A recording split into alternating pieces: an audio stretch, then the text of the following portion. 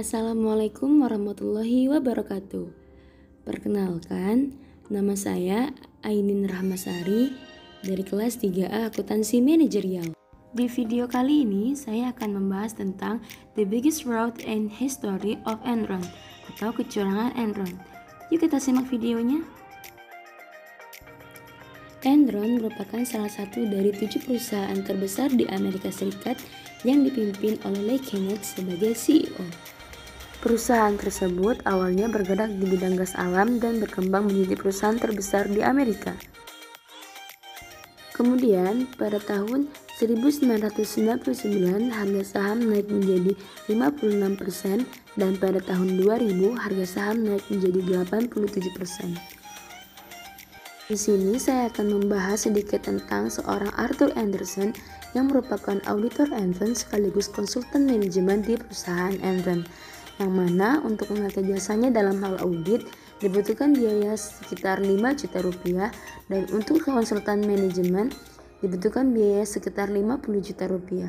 Hal tersebut membuat di perusahaan terjadinya konflik dikarenakan yang pertama adalah pembayaran yang terlalu besar, kemudian kecurangan manajemen, dan kurangnya independensi dalam laporan keuangan. Kemudian pada tahun 2002 menyerahkan izin praktiknya sebagai kantor akuntan publik setelah dinyatakan bersalah dan sebanyak 85.000 pegawainya dipecat. Dan pada tanggal 2 Desember 2001, Kenneth Lay memecat 5.000 pegawainya dan akhirnya pun Kenneth Lay mengundurkan diri.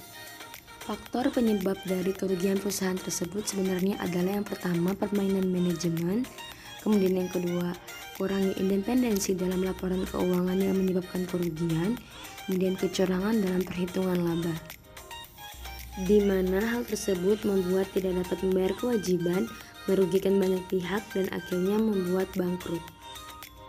Pelajaran yang dapat kita ambil dari terbongkarnya kasus kecurangan perusahaan Enron adalah ini menjadi bukti bahwa praktik bisnis yang bersih dan transparan dapat membuat perusahaan menjadi lebih baik dan lebih panjang umurnya.